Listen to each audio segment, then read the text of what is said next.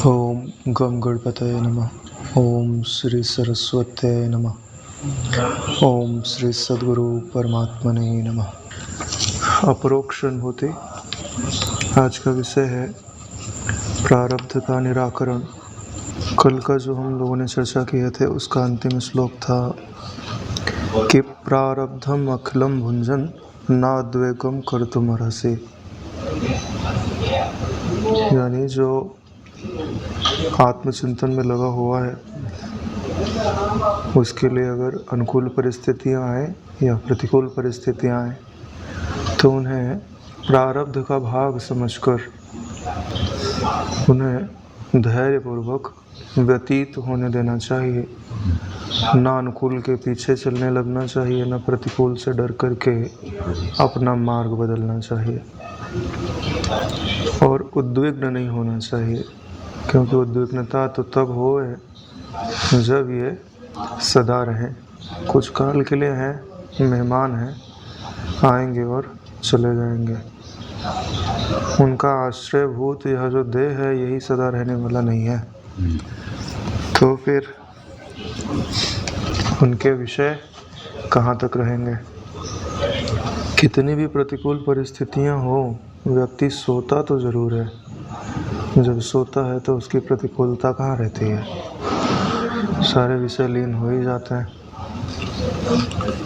तो कितनी भी चिंता हो वो 24 घंटे तो नहीं रह सकती, बदलेगी तो सही। इसके लिए धैर्य रखना चाहिए कि ये कुछ समय है और कुछ समय ये अपना अस्तित्व बदलेंगी, और बदलेंगी ही। बड़ी चीज़ क्या है कि हमने ही उनको पकड़ के रखा हुआ है। प्रारब्ध का निराकरण का पहला श्लोक और अनुक्रम का 90वां श्लोक है। इसमें कहते हैं, उत्पन्ने अपि आत्मविज्ञाने प्रारब्धम नैव मुंचति इति यत् श्रूयते शास्त्रे तत् निराक्रियते अधुना। शास्त्रों में ऐसा सुना जाता है कि आत्मज्ञान हो जाने पर भी प्रारब्ध नहीं छोड़ता। अब उसका निराकरण खंडन किया जाता है। वेदों में दोनों चीज़ों का प्रमाण मिलता है। एक यह कि अवश्यमेव भोक्तृत्वम कृतम कर्म शुभाशुभम, यानी कि आपको जो शुभ कर्म है और जो अशुभ कर्म है उनका फल अवश्य भोगना पड़ता है। और इसी में ये वचन आते हैं कि जो ज्ञानी होते हैं वो स्वच्छंद होते हैं, उनको किसी कर्म का कोई बंधन लगता नहीं है। तो स्वीकार कर लें वो बात अलग है, बाकी कोई उनको बलात् न सुखी कर सकता है न दुखी कर सकता है। जो खेल से बाहर हो गए, वो आउट हो गया कि चौका मार दिया, हो विषय ही नहीं है खेल का। खेल के अंदर जो होगा उसी पे खेल के नियम लागू होते हैं। तो वो माया रूपी खेल से अलग हो गया। इसलिए बोलते हैं कि आत्मज्ञान होने पर भी प्रारब्ध नहीं छोड़ता। ठीक है, तो अब इसका निराकरण करने की ज़रूरत है, क्योंकि अगर इनके संस्कार पड़े रह गए तो आगे जा कर के आपको इस संशय उपस्थित खड़ा करेंगे। क्योंकि देखिए, आत्मज्ञान का जो निश्चय है वो बुद्धि ही करती है, और बुद्धि को बनाया जाता है संस्कारों के द्वारा। तो जो संस्कार से आप अपनी बुद्धि को संस्कारित करते हो वो किससे मिले हैं? एक तो गुरु के मुख से जो वेद का शास्त्र का अर्थ समझ किया उसी के द्वारा बने। और वेदों में ही कहीं इनका वर्णन आ जाए कि प्रारब्ध तो कभी छोड़ता ही नहीं है, तो उसका भी संस्कार बना। तो भाई अब उसका निराकरण होना ज़रूरी है, नहीं तो अगर उसको भी सत्य मान लिया जाए तो कहीं ना कहीं हमारे अंदर पड़ा रहेगा कि भाई प्रारब्ध तो हमें सुख दुख देता ही है, तो हम पूर्ण रूप से स्वतंत्र कहाँ हुए? हमारे दुखों की आत्यंतिक निवृत्ति कहाँ हुई? अच्युत पद में स्थिति कहाँ हुई, यह भ्रम अपनी बुद्धि को हो सकता है। स्वरूप में तो कोई भ्रम ही नहीं है। देखने वाले में जो प्रकाशक है उसमें त्रिपुटी नहीं है। दृष्टा के भीतर कुछ दृश्य नहीं है, उसकी तो बात ही नहीं की जाती है। जो आपका वास्तविक स्वरूप है वो अनिर्वाच्य है। जैसे कोई गहरी नींद में सोया हुआ हो ना, तो उसके लिए समस्या है कि नहीं है, समस्या का क्या समाधान होता है, इन प्रश्नों का कोई अर्थ नहीं है। प्रश्न तो तब है जब बुद्धि जगी हुई है, उसे दृश्य दिखाई दे रहे हैं। तो दृश्य दिखाई दे रहे हैं तो दृश्यों का अर्थ लगाने के लिए ही इन शब्दों का निर्माण किया गया है।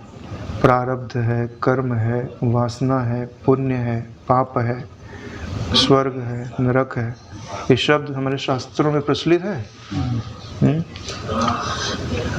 तो ये हमारी उन्नति के लिए इन शब्दों का निर्माण किया गया है ना, हमको फंसाने के लिए थोड़ी ना किया गया है। तो अब प्रारब्ध का खंडन करना ज़रूरी है। तो पहले ये समझ लेते हैं कि प्रारब्ध किसे कहते हैं। हालांकि प्रारब्ध की परिभाषा आगे इसमें आएगी भी, लेकिन पहले हम लोग चर्चा कर लेते हैं, फिर आगे आएगी तो दोहराते हुए चलेंगे। प्रारब्ध के साथ कर्म शब्द जुड़ा हुआ रहता है, और कर्म होते हैं 3 प्रकार के।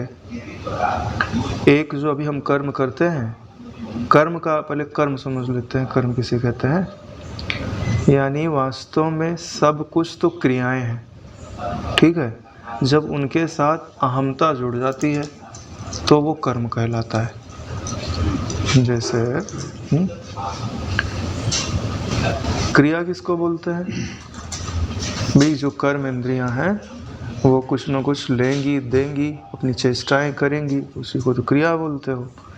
जैसे आप मान लो कि भोजन कर रहे हो, तो हाथ में स्पंदन हुआ, उंगलियां मुड़ी, रोटी को तोड़ा, मुंह में डाला, चबाया और निकल लिया, खा लिया। क्रिया है ना ये। अब सात्विक भोजन हुआ, ठीक, राजसी भोजन हुआ, ठीक, तामसी भोजन हुआ। तो आपने अगर तामसी भोजन खाया है, जो नहीं खाना चाहिए था वो खा लिया है, तो अब लगेगा कि मैंने पाप किया। कि सत्संग में गए, सुन लिया भाई अभक्ष खाने से पाप लगता है, तो उसका संस्कार हृदय में पाप वृत्ति का उदय करेगा। तो थी तो क्रिया, लेकिन अब बन गई कर्म। अब कर्म या तो पुण्य होगा या तो पाप होगा। और स्वरूप का ज्ञान हो गया तो बात अलग है, तब तो कर्म कर्म गिना नहीं जाता है, क्योंकि कार किसी का एक्सीडेंट कर दे तो कार को दंड नहीं दिया जाता। ठीक है, ऐसे ही जो क्रियाएं अहंकार से संयुक्त हो जाती हैं वही कर्म कहलाती हैं। अब भोजन कर रहा था, ठीक है, कर लेता तो कोई बात नहीं थी। मैंने खाया, ये जो वृत्ति बनी, तो उसने क्या खाया ये भी गिना जाएगा। कि मैंने दूसरे का हक का खाया, तो भाई दूसरे का भोजन था, हमने कर लिया, हमारा अधिकार नहीं था। चोरी कर लिया हमने तो पाप गिना जाएगा। तो कर्म किसको बोलते हैं, अहंकार संयुक्त जो चेष्टा है, क्रिया है, वही कर्म कहलाती है। अब कर्म बोलते हैं कि 3 प्रकार के। अभी जो कर्म कर रहे हैं वो क्रियमाण कहे जाते हैं, और ये जो आप कर्म कर रहे हो इनका स्टोर किया जाता है, कहीं जा कर के ये इकट्ठा हो रहा है। तो जहाँ इकट्ठा हो रहा है उसको बोला जाता है संचित कर्म। आज के कर्म और जितने हमने जन्म लिए हुए तब के सारे कर्म जो है वो एक गोदाम में रखे हुए हैं, उनको संचित कर्म कहा जाता है। और फिर उन्हीं कर्मों से आपको शरीर प्रदान किया जाता है। तो जब आपको शरीर प्रदान करना होता है तो संचित कर्मों में से पुण्य और पाप बराबर बराबर निकाले जाते हैं, कि कुछ पुण्य हो कुछ पाप हो। एकदम पाप रहेगा ना तो भी जन्म नहीं दिया जाता, एकदम पुण्य रहेगा तो भी जन्म नहीं दिया जाता है। अगर बहुत ही पाप कर्म है तो बोले इसको मनुष्य लोक में मत भेजो, इसको भेजो यमदूतों के पास नरकपुरी में, वहाँ जाए और अपने पापों का प्रक्षालन करे। जब बैलेंस में आवेंगे तब मृत्यु लोक में भेजा जाएगा, क्योंकि मृत्यु लोक जो है ना वो विवेक लोक है। यहाँ सुख भी मिलेगा और दुख भी मिलेगा। और ज़्यादा ही पुण्य है तो बोले भाई पृथ्वी लोक में मत भेजो, वहाँ जाएगा परिभाषा बिगाड़ देगा सारी। विवेक जगना चाहिए उधर। तो इतनी सुख सुविधा रहेगी तो खुद का भी विवेक सोया रहेगा, उसको देख करके दूसरे का भी विवेक सोया रहेगा। बोले स्वर्ग में भेजो, वो अपने पुण्य का प्रक्षालन करे, है ना। पुण्य भी जो उसके स्वरूप को ढक रहा है ना, उसको वहाँ छोड़े वो। ध्यान से देखेंगे तो आपको पाएंगे कि सिर्फ कर्तापना छुड़ाया जाता है, बाकी तो कर्म कभी छुड़ाया ही नहीं जा सकता। क्यों? क्योंकि छुड़ाने के लिए कहाँ भेजा जाएगा भाई? तुम अपने पाप पुण्य भोगो जाके धरती पे, तो भोगने आएगा तो क्या यहाँ नया कर्म नहीं करेगा? तो कभी खत्म होगा? ये कभी खत्म नहीं होगा। तो जब जन्म देना होता है तो संचित कर्मों में से जिन कर्मों को निकाल करके आपको जन्म दिया जाता है उन्हीं को प्रारब्ध कर्म बोलते हैं। प्रा में ये प्रारब्ध का मतलब होता है, प्रा का अर्थ होता है प्रारंभ। तो जब आपको देह का प्रारंभ कराना है मृत्यु लोक के अंदर, तो जिन कर्मों की ज़रूरत पड़ती है वही प्रारब्ध कहलाते हैं। जैसे वो इंजन होता है ना अपना, जिसको घुमा करके स्टार्ट किया जाता है, तो उसको पहले घुमाना पड़ता है। तो वही प्रारब्ध कर्म होते हैं जो इस शरीर को घुमा देते हैं और स्टार्ट हो जाता है, तो फिर वो अपने आप चलने लगता है। एक बार आपको जन्म देने पर उसको घुमा दिया जाता है, फिर वो कर्म करते जाता है और आगे बढ़ते जाता है। इसी को प्रारब्ध कर्म बोलते हैं। और बोले कि अगर प्रारब्ध कर्म ही हो और इतना सारा स्टोर जो पड़ा हुआ है वो पड़ा ही रहे, तो तुम्हारे आत्मविद्या का फल क्या हुआ? वो तो तुम अभी प्रारब्ध कर्म, तो तुम ज्ञान से क्या लेना देना है? कर्मों का फल भोगोगे, अभी जो कर रहे हो जाके स्टोर हो जाएगा, फिर वहाँ से फिर से मिलेगा। एक पूरा वृत्त बन रहा है, तो तुम कभी मुक्त ही नहीं होगे। इसके लिए जो प्रारब्ध कर्म की परिभाषाएं हैं या इनकी जो मान्यता हमारे चित्त में बनी हुई है, उनका निराकरण करना जरूरी है। तो उसी के लिए यह विषय चल रहा है कि प्रारब्ध का जो उल्लेख है कि ज्ञान होने के पश्चात भी प्रारब्ध कर्म छोड़ता नहीं है, ऐसा अपनी श्रुतियों में कहा हुआ है। अगला श्लोक में बोलते हैं, तत्व ज्ञान उदयात ऊर्ध्वं प्रारब्धम नैव विद्यते देहादीनां सत्यत्वाद्यथा स्वप्नो विबोधतः। जाग पड़ने पर जैसे स्वप्न नहीं रहता है, वैसे ही देहादि असत्य होने के कारण ज्ञान उदय के पश्चात प्रारब्ध नहीं रहता। यहाँ पे उन्होंने प्रारब्ध का निराकरण कर दिया है कि जैसे स्वप्ने से कोई व्यक्ति जग जाए तो फिर स्वप्न नहीं रहता। तो चाहे स्वप्ने में उसने किसी का गला काटा हुआ हो, चाहे लाख ब्राह्मणों को भोजन कराया हुआ हो, ठीक है, तो ना गला काटने का पाप रहेगा जगने पर, ना पुण्य रहेगा। क्या लगेगा कि भ्रम से मैं अपने आप में ही पाप कर्म देख रहा था और भ्रम से ही अपने आप में ही मैं पुण्य कर्म देख रहा था। पाप करने वाला और पुण्य करने वाला दोनों बाधित है, यानी अभी नहीं है। अभी तो मैं ही शेष हूँ, जिसका गला कटा वो भी मैं ही था, जिसने काटा वो भी मैं ही था। गला काटने पर जिसको सुख हुआ और जिसको दुख हुआ दोनों में ही था। तो जैसे ही मैं अपनी ही उंगलियों से खेल खेलूं तो उससे मुझको कुछ लाभ या हानि नहीं है, क्योंकि जीतने वाला भी मैं ही, हारने वाला भी मैं ही। कर्म तो कर्म कब गिना जाता है? जब वो दूसरे के प्रति हो गए, स्वयं के प्रति कोई कर्म नहीं गिना जाता। इसीलिए इन्होंने इसका उदाहरण दे दिया गया है कि ज्ञान उदय के पश्चात प्रारब्ध नहीं रहता है, यानी ना कर्म रहते हैं, ना कर्मों का संचय रहता है और ना कर्मों के संस्कार रहते हैं। क्योंकि देखो, जब भी कर्म करते हैं ना, तो वासना कर्म करने के लिए प्रेरित करती है, ठीक है, और कर्म करने के पश्चात फल प्राप्त होता है। फल को आप भोगते हो, अच्छा लगता है, तो तो अच्छे लगने के संस्कार अंदर पड़े और वो फिर से इच्छा उपजाते हैं। यह क्रम है एक। कर्म, कर्म के पश्चात फल, फल के पश्चात संस्कार, संस्कार के अनुसार फिर से इच्छा को उपजना, फिर से इच्छा, फिर से कर्म, और ये चलते ही रहेगा। अब इनको तोड़ना है तो क्या किया जाए कि यह समझा जाए कि यह जो परिपाटी चल रही है वृत्ति के रूप में, क्या इसकी कहीं परिसमाप्ति है कि हम इसको घूमते ही रहेंगे और चक्कर चलता रहेगा, कभी मंजिल आएगी? तो बोले मंजिल कभी नहीं आएगी। तो बोले जब मंजिल नहीं आएगी तो इसको समझो कि इसमें मुक्ति नहीं है। इस प्रक्रिया में अगर हम लगे रहे तो हमको मंजिल नहीं मिलेगी। तो आत्मज्ञान का जो गुरु के मुख से सुनी हुई ब्रह्म विद्या है उसको विचार करना चाहिए।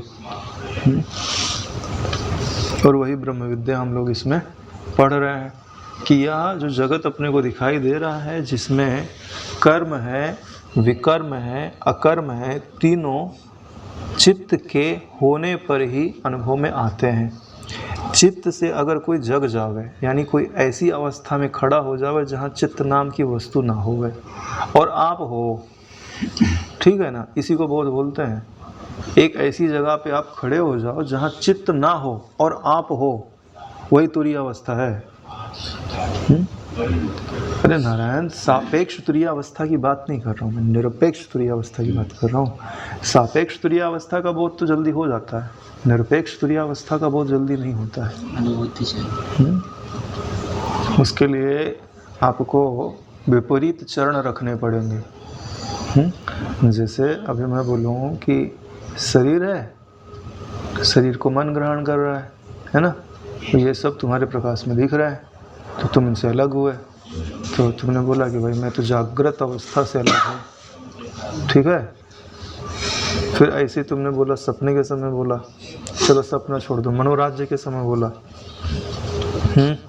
या थोड़े समय के बाद मनोराज्य भी नहीं था, शांति थी, तब बोला। 3 चीज़ें हो गई, एक तो ये जगत, दूसरा मनोराज्य, तीसरा शांति। तीनों को मैं देख रहा हूँ, इसलिए मैं तीनों से अलग हूँ। तो तुरी हुआ ना, जागृत हो गया, मनोराज्य सपना हो गया और शांति सुसुप्ति हो गई। जो इनको जानता है वो तुरीय रूप है। तो क्या यह पूर्ण तुरीयत्व का अनुभव हो गया आपको? नहीं हुआ, क्योंकि ये अवस्थाएं खड़ी हैं, बाधित नहीं हुई नारायण। आप ऐसी अवस्था में खड़े हो जाओ जहाँ ये ना हो। सबके सामने तो बोल दे भाई मैं ब्रह्म हूँ, और अकेला में बैठे हैं तो मोबाइल की जरूरत पड़ रही है। हाँ।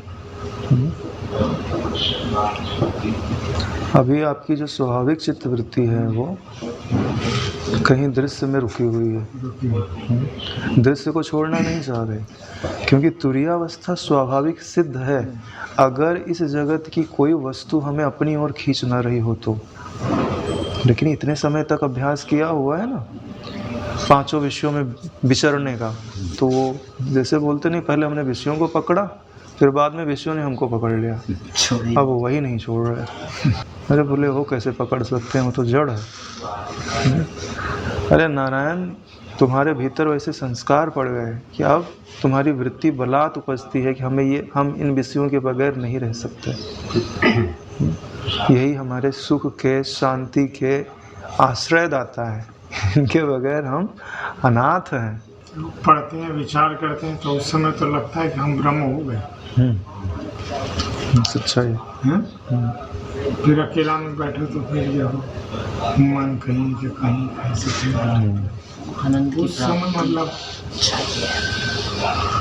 तत्व विचारणी बुद्धि नहीं होती। और ये समय पाकर ही विकसित होगी।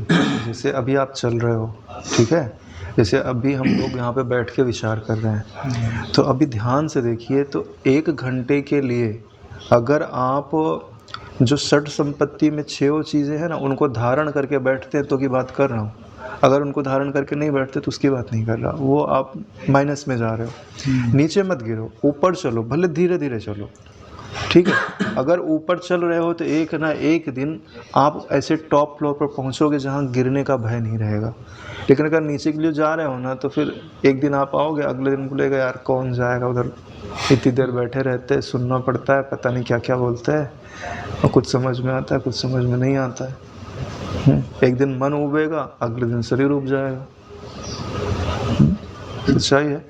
बिना दम के, दम का मतलब होता है कि भाई शरीर को कष्ट पड़ रहा है ना, फिर भी आप इंद्रियों को संयमित करके बैठे हो। मन सोच रहा है कि जाएं और इधर उधर घूमे फिरे, नहीं, इच्छाओं को नियंत्रित करके बैठे हो ना। और गुरु के ज्ञान के प्रति, शास्त्र के ज्ञान के प्रति श्रद्धा है कि भाई इससे हमारा कल्याण होगा। अभी तो नहीं हो रहा है। श्रद्धा इसी को बोलते हैं, प्रत्यक्ष में कुछ नहीं मिलता है, लेकिन उसको विश्वास है कि मिलेगा, कालांतर में मिलेगा, प्रयासांतर में मिलेगा, जपांतर में मिलेगा, विचारांतर में मिलेगा। यानी विचार करूंगा तो मिलेगा, जप करूंगा तो मिलेगा, ध्यान करूंगा तो मिलेगा। हाँ, शास्त्र चिंतन के विषय में, अपने ध्यान भजन के विषय में, या विचार के सब विषय में यही बात लागू पड़ता है। लेकिन ऐसा विश्वास तो है कि मिलेगा, उसी को तो श्रद्धा बोलते हैं। तो अगर ऐसा 1 घंटा आप आज कर ले रहे हो ना, तो बहुत बड़ी बात है। हाँ, 1 घंटा 1.5 घंटा में बदलेगा, 1.5 घंटा 2 घंटा में बदलेगा। वही चीज़ कल इसीलिए बोले थे ना उद्वेगम कर तुम अर्हसि, उद्वेग मत करो। ये इंद्रियों के जो विषय है वो व्यतीत हो जाएंगे, क्योंकि तुमको स्वरूप के सिवाय कोई आश्रय देने वाला नहीं है नारायण। जो धरती बदल रही हो ना, उस पर कोई खड़ा नहीं हो सकता, वो गिर जाएगा। स्थिर वस्तु पे ही खड़ा रहा जा सकता है। इसके लिए 92वां श्लोक है, कर्म जन्मांतर कृतम प्रारब्धम इति कीर्तितम तत्तु जन्मांतर अभावात पुंसो नैवास्ति कर्हिचित। जन्मांतर में किया हुआ कर्म ही प्रारब्ध कहलाता है। अब इसकी परिभाषा बता रहे हैं। अतः ज्ञानी की दृष्टि में जन्मांतर का अभाव होने से वह किसी अवस्था में नहीं है। यानी जिसे ऐसा बोध हो गया नारायण कि मेरा तो कोई जन्म नहीं हुआ, तो मेरे कर्म काहे के, जो तुमने स्टोर करके रखे वो किसी और के होंगे। न्यायालय में यही तो सिद्ध किया जाता है, तुम वहाँ नहीं थे। हाँ, कि हम भाई ये जो चोरी का माल पकड़ा गया है ये हमारा तो है ही नहीं। हाँ, तो हमको चोर कैसे बोलते हो? या कौन हुआ तो उस समय हम वहाँ नहीं थे। हम तो थे ही नहीं। साबित कैसे करोगे कि हम थे? घटना स्थल पे हमारी उपस्थिति नहीं थी। वही चीज़ यहाँ पे भी सिद्ध की जाती है कि जिन कर्मों को मेरा कर्म मान करके मुझे पुण्य दिया जा रहा था, पुण्य का फल दिया जा रहा था या पाप का दंड दिया जा रहा था, वो तो मेरे थे ही नहीं। तो जब कर्म मेरे नहीं थे तो जन्म मेरे कैसे हो सकता है? क्योंकि जो कर्म से ही देह का निर्माण होता है और देह से कर्म का निर्माण होता है। और बोले दोनों का निर्माण किससे होता है? वो अज्ञान से होता है। वही खत्म। हम मुर्गी पहले कि अंडा पहले, ये इसका कोई उत्तर नहीं है। तो समझ रहे हैं ना, प्रारब्ध का निराकरण करने के लिए कर्म का निराकरण किया जाता है। कर्म का निराकरण करने के लिए यही बोल दिया जाता है कि नारायण कि कर्म करने वाला जो देह है उसमें मेरी कोई हमता ममता ही नहीं है। वास्तव में कर्म भी तो कहाँ है? चलो देह भी रहे, देह कुछ कर भी रहे, तो उस देह की जो क्रिया है वो कर्म तो तभी बनते हैं जब आप उसमें हमता ममता करते हो ना। हमता ममता नहीं करे तो उसका कोई कर्म नहीं गिना जाता। जैसे मशीनों का कोई कर्म नहीं गिना जाता। शरीर भी यंत्र ही है और कोई चीज़ है, यंत्र के जैसी तो कार्य कर रहा है। यह मैं हूँ और मुझे सुख चाहिए, उसके लिए मैं दूसरों का घात भी कर लूँ तो माया बलात् तुम्हें पाप की संबित उठा देगी। यही आदि नीति है। मैं दूसरे का भला करूं तो पुण्य की संबित उठा देगी। तुम मानने लग जाओगे कि मैं पुण्यवान हूं, और तुम्हारी यही मान्यता तुमको फंसा देगी। तुम्हारे चित्त पे जो लिखा जा रहा है ना, वही तुम्हारा रिपोर्ट कार्ड है जो ऊपर जाके पढ़ा जाएगा। अच्छा लिखा रहेगा तो अच्छा पढ़ लिया जाएगा, बुरा लिखा रहेगा तो बुरा पढ़ लिया जाएगा। एक काम करो कि चित्त पे लिखने का जो अधिकार है ना, वो प्रकृति से हटा के स्वयं ले लो कि मैं ही लिखूंगा अपने चित्त पे, आप मत लिखो। ऐसे नहीं मिल जाता इस पे एक्सेस। विशेष प्रयास करने पड़ते हैं, तब जाके अपने चित्त पे लिखने का सामर्थ्य स्वयं को प्राप्त होता है। ज्ञान का संस्कार। फिर आप जो चाहो लिखो और जो चाहो मिटा दो। और इसकी शुरुआत होती है ब्रह्म ज्ञानी सद्गुरु से दीक्षा की प्राप्ति से। जिस दिन दीक्षा मिल गई ना, उस दिन आप चित्त के संस्कारों को मिटा भी सकते हो, नए लिख भी सकते हो, चित्त को छोड़ भी सकते हो। जा ना मेरे को लिखना है ना मिटाना है, देख लेंगे तुम जब आओगे। हाँ, हमने चित्त का त्याग किया और हमको तो दूसरे किसी को बोलना ही नहीं है। जब बोलना होता है तो चित्त को रखना होता है, फिर उसको समझाना होता है, संभालना होता है, क्योंकि दूसरे से व्यवहार करना है। खाली अपना ही कल्याण करना हो ना, किसी को एक वर्ड बोलना नहीं हो ना, तो कुछ नहीं करना है। चित्त को उठाओ, उठा के प्रकृति रूपी उठा के डाल दो। और फिर सतत जो चेतन तत्व है, प्रकाशक तत्व है, उसमें जैसे जड़ भरत जी थे ना, इसलिए बोलते हैं कि जब जन्मांतर का ही अभाव है, मेरे ना कभी जन्म हुए हैं, क्योंकि प्रकाशक कभी जन्मता है क्या? अच्छा, ज्ञान का कभी जन्म होता है? चलो सत्य का जन्म करा दो। बोले ज्ञान का तो एक घड़ी हम जन्म कह भी सकते हैं कि हमें किसी वस्तु का पता नहीं था, किसी ने बताया और हम जान गए, तो अभी ज्ञान उत्पन्न हो गया। ठीक है, सत्य के बारे में तुम तो ऐसा भी नहीं कह सकते। हाँ, ज्ञान के बारे में अरे भाई, जैसे अभी कोई वस्तु दिखाए, वो वस्तु आपने पहली बार देखी हो, तो यानी उसके पहले उस वस्तु का ज्ञान नहीं था। नहीं है ज्ञान, इसका तो ज्ञान है ना, तो ज्ञान तो अपने। हाँ, अभी सापेक्ष ज्ञान की बात करें, हमको तो पता है कि आप ज्ञात गए हो। नहीं मतलब जब अपना साबित कर रहे हैं कि सब कुछ मूल में है, तो ऐसा सुना है। नहीं मतलब मैं पॉसिबिलिटी बता रहा हूँ कि कोई अगर सीमित भी विचार करे तो उसको ज्ञान उत्पन्न होता है, ऐसा प्रतीत हो सकता है, वास्तव में हो ही नहीं सकता।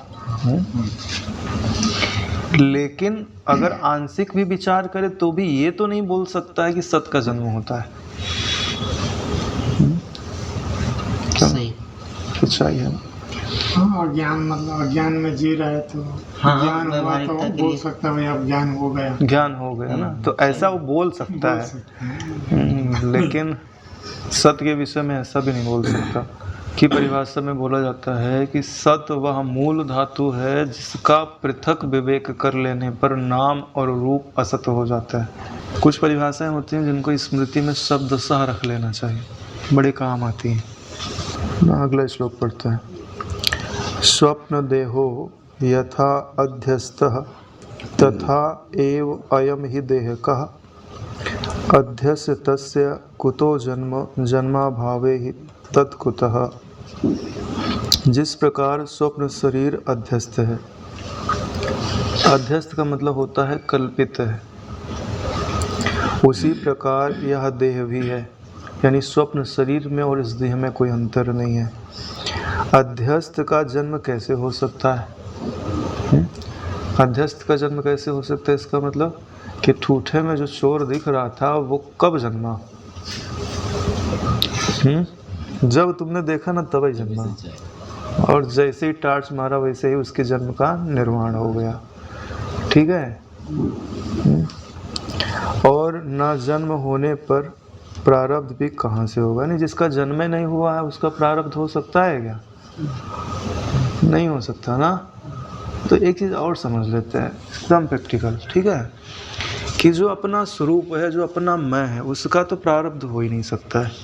एक घड़ी अपन मान लें कि देह का प्रारब्ध होता है तो उसको देह तक ही सीमित रखो, पहला कदम है, अपने तक मत आने दो। और फिर धीरे धीरे देह में से भी उसको निवृत्त कर दो, क्योंकि देह ही नहीं है तो देह का प्रारब्ध कहाँ रहेगा।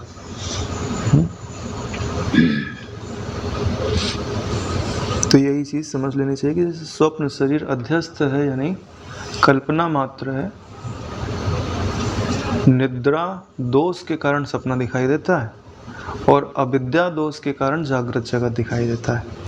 निद्रा को निवृत्त कर दो तो सपना निवृत्त हो जाएगा, ऐसे अविद्या को निवृत्त कर दो तो जागृत सपना निवृत्त हो जाएगा। तो बोले किसी को उठाना है, सोया हुआ है, तो क्या करना पड़ता है? हाँ, नाम लेके बुलाओ, क्या पता जग जाए। ऐसे ही जितने शब्द है ना, चेतन है, साक्षी है, प्रकाशक है, यही तुम्हारे नाम है वास्तव में। तुम्हारा नाम लेके तुम्हारे सदगुरु रूपी जो माँ है वो बुला रहे हैं कि बेटा समय हो गया, जग जाग, स्टेशन आ गया, उतरना है, नहीं तो गाड़ी अगले स्टेशन पे निकल जाएगी। 84 लाख स्टेशन होते हैं ना, उसमें से केवल मनुष्य शरीर में, यानी मनुष्य शरीर रूपी जो स्टेशन है, वहीं से ब्रह्म विद्या का रास्ता जाता है, वहीं पे उतरना है। अगर इस स्टेशन पे नहीं उतरे तो फिर 84 लाख स्टेशन घूमने के बाद फिर से आना पड़ेगा।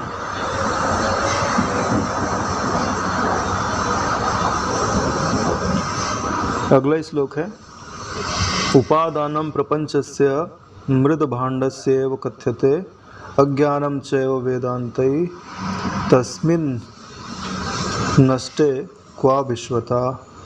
घड़े के उपादान कारण मिट्टी के समान वेदांत ग्रंथों में अज्ञान को प्रपंच का उपादान कारण बताया है। ज्ञान से उसका नाश हो जाने पर फिर विश्व कहाँ ठहर सकता है। जब विश्व ही नहीं है तो देह कहाँ होवे, और जब देह ही नहीं है तो उसके कर्म कहाँ होवे, और जब कर्म ही नहीं है तो फिर प्रारब्ध, क्रियमाण और संचित की तो बातें ही नहीं रही।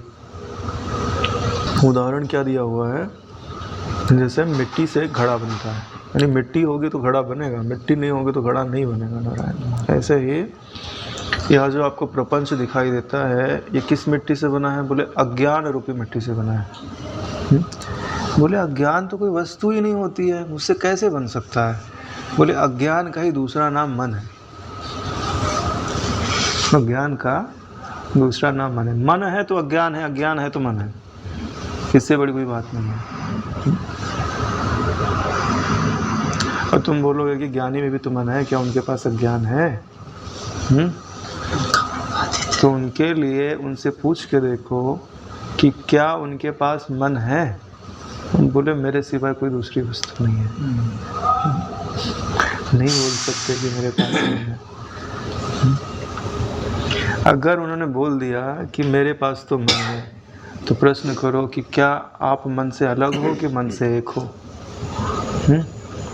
अगर उन्होंने बोल दिया मैं मन से एक हूँ, तब तो फिर तो आप अलग कहाँ रह गया। अगर उन्होंने बोल दिया कि मैं मन से अलग हूँ, तो आप प्रश्न करो, तब तो दो सत्ताएं हो गई, एक आपकी सत्ता, दूसरी मन की सत्ता। तो दोनों अधूरे हो गए। कुछ दूर में मन हुआ और कुछ दूर में आप हो गए, तब तो आप अपूर्ण हो गए।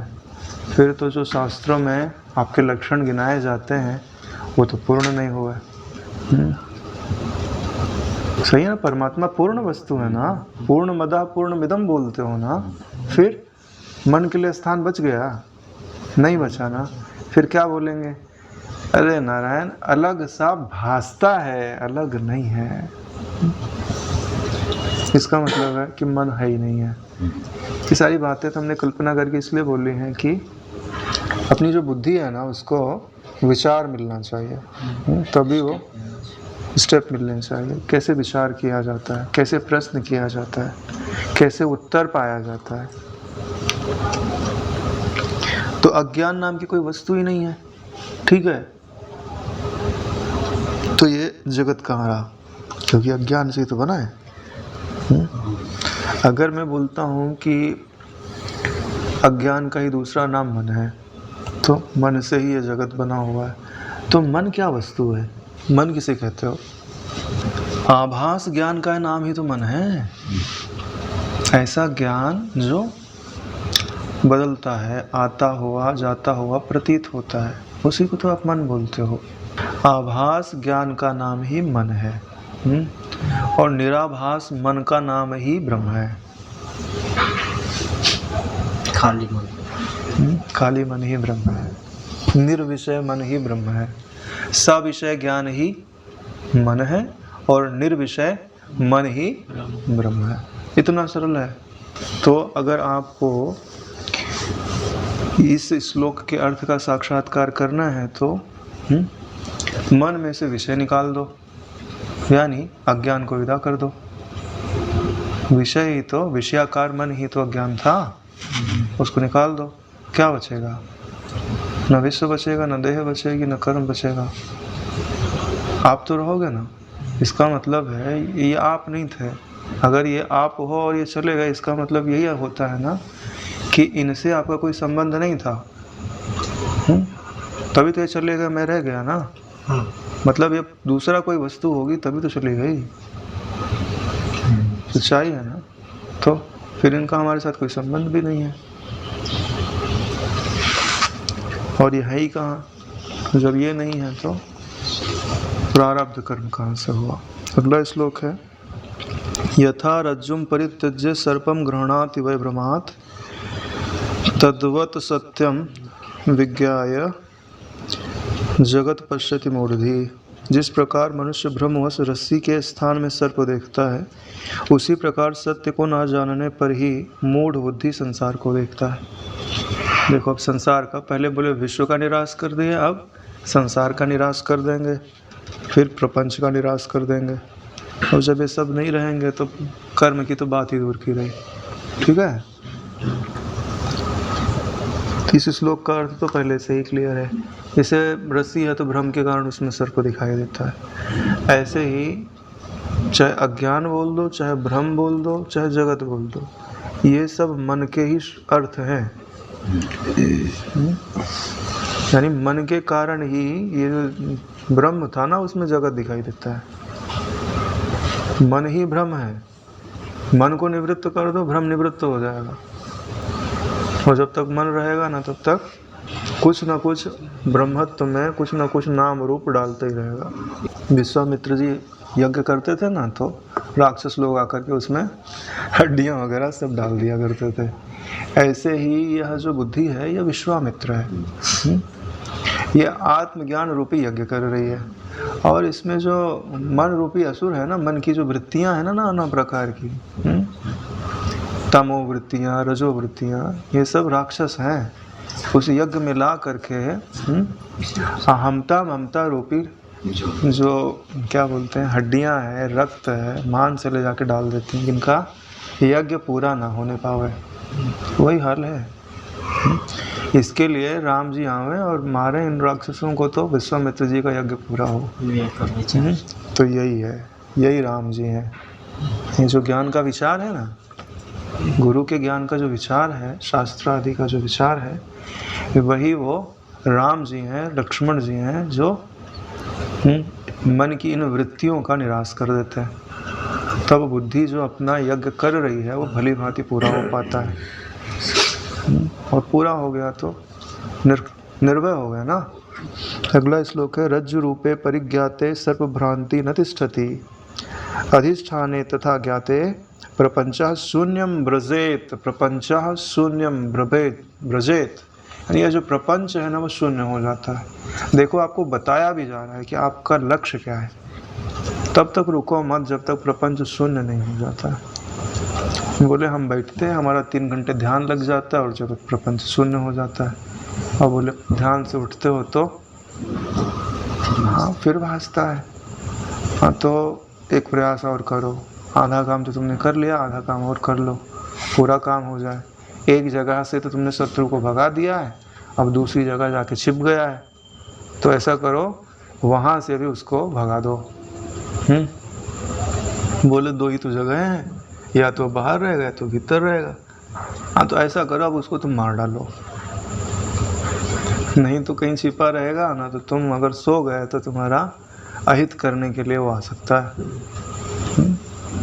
तुमने भीतर से तो भगा दिया, पहले मनोराज्य होता था, हमने प्रयास करके समदम आदि का भीतर से विषयों को हटा दिया, लेकिन बाहर विषय उपस्थित है। यानी योग रूपी आधा काम हो गया, अब वेदांत रूपी जो आधा काम बचा है वो भी कर लो। तो बाहर जो विषय दिखते हैं, बोले हम बाहर कैसे निवृत्त करेंगे? हम थोड़ी ना परमाणु बम ले जाके फोड़ देंगे, पूरा विश्व मर जाए तो हम भी तो मर जाएंगे। तो बोले भाई परमाणु बम फोड़ने की ज़रूरत नहीं है।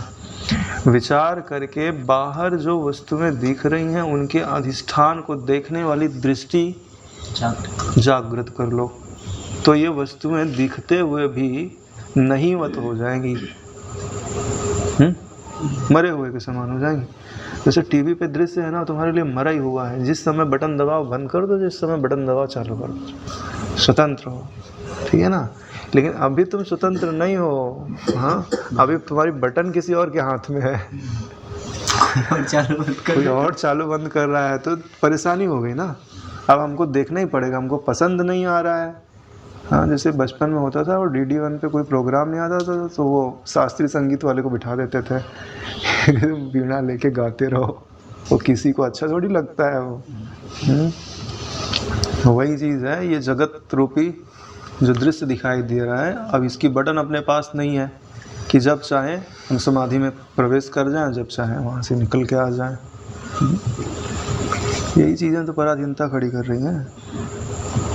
तो ये जो बोला जा रहा है वो प्रपंच की शून्यता, भीतर भी और बाहर भी।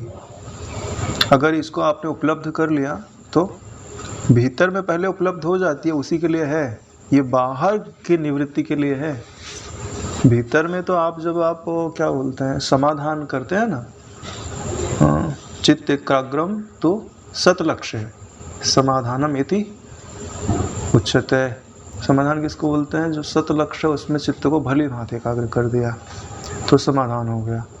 यानी वहाँ वृत्तियाँ पूर्ण नहीं रही है नारायण, वहाँ नाम रूप नहीं है। ये बाहर के विषय को निवृत्त करने के लिए आत्मज्ञान होता है। जैसे रस्सी का रूप जान लेने पर सर्प भ्रम नहीं रहता है। यानी बाहर जो दिखाई दे रहा है ना, ये रस्सी है, इसमें जो नाम रूप दिखाई दे रहा है ना, ये सर्प है, ठीक है ना। ये विजय भाई है, दिनेश भाई है, ये जो तुम्हारी वृत्ति के अंदर ये ज्ञान पड़ा हुआ है ना, ये व्यक्ति अलग, ये व्यक्ति अलग, ये अच्छा है, ये बुरा है, ये ज्ञानी है, ये अज्ञानी है, ये अपना है, ये पराया है, यही सर्प है। इनके बदले क्या देखो, एक ज्ञान सत्ता ही है जो आकाश के समान व्याप्त है, न जन्मती है, न मरती है, न बदलती है, आनंद रूप है। वही सत्ता ही नाना आकारों में चित्त रूपी उपाधि के कारण भासती भर है। यही दृष्टियाँ हो गई, खत्म, इतना ही तो करना है। मगर ये दृढ़ हो जानी चाहिए। ऐसा नहीं है कि ये वृत्ति मात्र रही तुम्हारे में और कोई दूसरी वृत्ति आई तो बोले तुम हटो, हम बैठते हैं। ऐसा नहीं। वट वृक्ष की तरह तुम्हारे चित्त में ये स्थिर हो जानी चाहिए। तो जब ऐसा अनुभव होने लगता है तो बाहर शून्य, बही शून्य, अंतः शून्य, शून्य कुंभ अंबर है, सब शून्य शून्य हो गया, तभी जाकर के वृत्ति स्थिर होती है। अगला श्लोक है, देहस्य अपि प्रपंचत्वात् प्रारब्ध अवस्थिति कुतः अज्ञानी जन बोधार्थम प्रारब्धम वक्ति वैश्रुति। देह भी प्रपंच ही है। जैसे प्रपंच को शून्य कर दिया, तब देखो क्रम से चल रहे हैं। विश्व को शून्य किया, संसार को शून्य किया, प्रपंच को शून्य किया, बच गई देह। ठीक है, अब देह भी जई, जाओ भैया तुम्हारा भी निराश करते हैं। देह भी प्रपंच का ही अंग हुआ। अरे भाई तुमने समाधि लगाई तो तुमको देह भासेगा नहीं, पता ही नहीं है कहाँ गया नारायण। अब चलो समाधि की बात छोड़ो, कब लगेगी, कब अनुभव करेगा, अभी सो जाओगे गहरी नींद में, देह का भान होता है। तो प्रपंच नहीं है तो देह भी नहीं है। जब देह ही नहीं है तो प्रारब्ध कहाँ रहा। तो इसके लिए अपनी बुद्धि में प्रारब्ध शब्द को भी, जैसे देह को बाधित कर रहे हो ना, ऐसे प्रारब्ध को बाधित कर दो। ये स्वीकार मत करो कि मेरा कहीं संचित कर्म पड़ा हुआ है। हाँ, क्योंकि देह तो यहाँ लगता है, लेकिन शास्त्रवादी के बोलने का हमको लगता है कि प्रकृति ने कहीं हमारे कर्मों को इकट्ठा करके रखा हुआ है। चित्त में पड़ा कहाँ है? हाँ, तो प्रकृति में रहा हुआ ना चित्त तुम्हारा, लेकिन तुम्हारे एक्सेस में नहीं है ना। तुमको अपने कर्मों का गोदाम पता है? अगर पता है, जाओ आग लगा दो, उसमें जला दो। जैसे वो न्यायाधीश के पास तुम्हारे केस फाइल हो और चोरी करवा लो, उसको आग लगा दो, नष्ट कर दो। प्रमाण ही नहीं रहेगा उसके पास तुमने कौन सा घोटाला किया है ना। कोयला घोटाले की सारी फाइलें डस्टबिन में मिली, बुद्धि नहीं थी, जला देना था, पता ही नहीं चलता। यही होता है नारायण। ये जो चित्त का त्याग किया जाता है ना, चित्त का त्याग इसीलिए करते हो कि ये जितने भी हमारे कर्म के स्टोरेज हैं वो हमारे नहीं हैं, छोड़ दिया हमने, तलाक दे दिया, हमारा इनसे कोई संबंध नहीं है। आगे जाके क्या बोलेंगे, ज्ञान अग्नि दग्ध कर्माणि भस्मसात्। तो ये अज्ञानियों को समझाने के लिए इस श्रुति जो है वो प्रारब्ध शब्द का प्रयोग करती है। बोले अज्ञानियों को क्या समझाना है, काहे के लिए तुमने प्रारब्ध शब्द बना दिया। बोले अगर हम प्रारब्ध शब्द नहीं देंगे तो वो तो पाप कर्म से कभी विमुख ही नहीं होंगे। बोले हमको पाप का फल तो मिलेगा नहीं, तो फिर हम पाप ही कर्म करते रहे। हाँ, दूसरे का छीन के खाते रहे, लूट के खाते रहे, दूसरे की ज़मीन दबा ले। तो भाई उनको नियंत्रित करने के लिए प्रारब्ध शब्द तो देना पड़ेगा ना, कि तुम जो अशुभ कर्म कर रहे हो इसका तुमको फल मिलेगा। बोले कहाँ मिल रहा है हमको, हम तो कर रहे इधर राजा की तरह जी रहे। बोले यहाँ नहीं मिलेगा, अगले जन्म में मिलेगा। ठीक है, अब वो डर गया, यार यहाँ तो नहीं मिल रहा, क्या पता अगले जन्म में मिले। तो संयत हो गया। तो इसीलिए श्रुति ने समाज को नियंत्रित करने के लिए प्रारब्ध शब्द की रचना की है। समाज मतलब यही नहीं, पूरा तीनों लोक नारायण। हाँ, तुमको तो यही पृथ्वी लोक दिखाई देता है, पृथ्वी लोक का थोड़ा सा एरिया दिखाई देता है। श्रुति को तो पूरी सृष्टि नजर आती है। पूरी सृष्टि को ध्यान में रख करके इस व्यवस्था को चलाने के लिए जो कानून बनाया गया है ना, उसी को श्रुति बोलते हैं। वो किसी व्यक्ति के लिए नहीं है, समष्टि के लिए है, सब के लिए है, एक जैसा। इसके बाद मस्त श्लोक है 98। क्षीयन्ते च कर्माणि तस्मिन् दृष्टि परावरे बहुत्वं तत् निषेधार्थम श्रुत्या गीतम च यत् स्फुटम। क्योंकि श्रुति ने उस परावर के देख लेने पर इसके संपूर्ण कर्म क्षीण हो जाते हैं। नहीं, श्रुति ने कहा है कि अगर आपने उस परावर तत्व को देख लिया तो आपके जितने कर्म हैं वो सब क्षीण हो जाएंगे, नष्ट हो जाएंगे। इस वाक्य में प्रारब्ध का निषेध करने के लिए ही स्पष्टतया बहुवचन का प्रयोग किया गया। बहुवचन किसमें है? कर्माणि में किया गया है। तो अगर सारे कर्म क्षीण हो गए तो इसका मतलब है हमारे संचित कर्म भी क्षीण हो गए, हमारे प्रारब्ध कर्म भी क्षीण हो गए। तो क्रियामाण तो छीड़े हो जाएंगे, क्योंकि ये तो स्टोर हुई जाके संचित कर्म में जाके तो मिलेंगे, है ना। अब देखो इसमें समझने वाली बात क्या है कि अगर आपको अपने प्रारब्ध कर्मों को जलाना है तो आपकी दृष्टि कैसी होनी चाहिए? तस्मिन् दृष्टि परावरे। परावर शब्द का क्या अर्थ होता है? कोई बताएगा? आर पार समझते हैं? पारदर्शी कांच होता है गाड़ियों में। आर यानी यहाँ तक, पार यानी इसको छेद करके भी आगे निकल गया, यानी सब कुछ देख रहा है। उसके पहले भी देख रहा है, उसके भीतर भी देख रहा है। परावर का अर्थ यही होता है कि आर पार देख पाने की सामर्थ्य होना।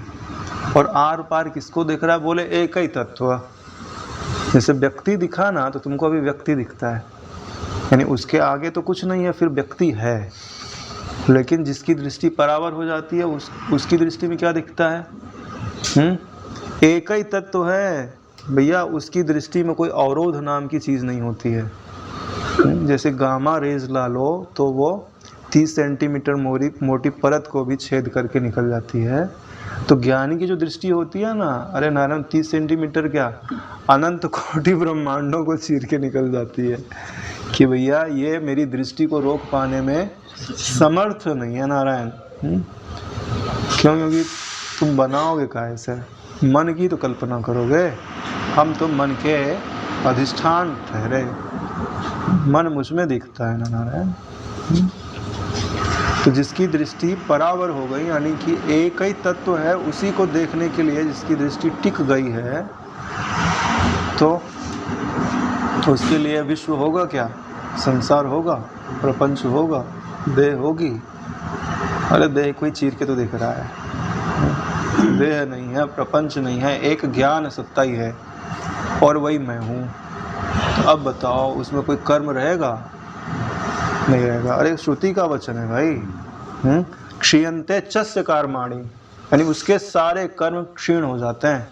अब उसे पाप का फल भोगना नहीं पड़ेगा, चाहे वो महाभारत में कितने ही सैनिकों का वध कर दे। कहाँ भोगना पड़ा अर्जुन को? कितनी अक्षौणी सेना का विनाश किया उसने? 17 अक्षौणी सेना थी, 60-70% तो उसी ने मारे होंगे। अंतिम श्लोक है आज का। उच्यते अग्गई बलात् चेत तत् अनर्थ चेत तत् तदा अनर्थ द्वयागमः वेदांत मतहानं च यतो ज्ञानम इति श्रुति। यदि अज्ञानी जन बलात् ज्ञानी के प्रारब्ध का प्रतिपादन करेंगे तो इस प्रारब्ध रूप द्वैत के स्वीकार करने से मोक्ष का अभाव और ज्ञान संप्रदाय का उच्छेद, दो अनर्थ उपस्थित हो जाएंगे। यानी अज्ञानी जन अगर बलात् बोलें कि ज्ञानी को भी प्रारब्ध का फल भोगना पड़ता है, ठीक है ना, तो इससे क्या हो जाएगा कि जो वेदांत जिस सिद्धांत को प्रतिपादित करता है, जिस तत्व को दिखाता है, तो लोगों के मन में क्या होगा कि वो भी मोक्ष को प्रदान नहीं कर पा रहा है, ये ऐसी संबित बनेगी ना, तो मोक्ष का भी अभाव हो जाएगा और उसकी परिपाटी का भी अभाव हो जाएगा, संप्रदाय का भी अभाव हो जाएगा, तो दो अनर्थ उपस्थित हो जाएंगे। इसलिए प्रारब्ध का प्रतिपादन करने वाली व्यवहारिक श्रुतियों को छोड़ करके जिनसे ज्ञान प्राप्त हो उन्हीं श्रुतियों को ग्रहण करना चाहिए। ये शंकराचार्य जी का मत है, वचन है, आशीर्वाद समझ लीजिए, उनका प्रसाद है कि श्रुतियों में दोनों का वर्णन है। तो जो प्रारब्ध को सत्य बताती हैं उन श्रुतियों को छोड़ करके जो प्रारब्ध को निराकरण करती है उन श्रुतियों को महत्व देना चाहिए। क्योंकि हर सिद्धांत हर व्यक्ति के लिए नहीं होता है, जिसकी जितनी पात्रता है उसको उतना ज्ञान दिया जाता है। पहले जिस वस्तु को सत्य बताकर आपको हाथ में दिया जाता है ना, जब आपकी पात्रता हो जाएगी तो उसको ले लिया जाएगा, बोले ये भी सत्य नहीं है, तुम आगे बढ़ो। उत्साह वहीं तक था, जब आपकी इंद्रियों को संयत करना था, आपके मन को संयत करना था, तब तक प्रारब्ध शब्द का उपयोग था, तो प्रारब्ध का वर्णन किया गया। और जब आपकी अद्वैत निष्ठा होने लग गई और फिर आपको प्रारब्ध बेड़ियों की तरह जकड़ने लग गया तो उसका निराकरण कर दिया गया। ओम सहना भवतु सहनो भुनक्तु सह वीर्यं करवावहै तेजस्विनावधीतमस्तु मा विद्विषावहै। ओम शांति शांति शांति। श्री सद्गुरुदेव भगवान की।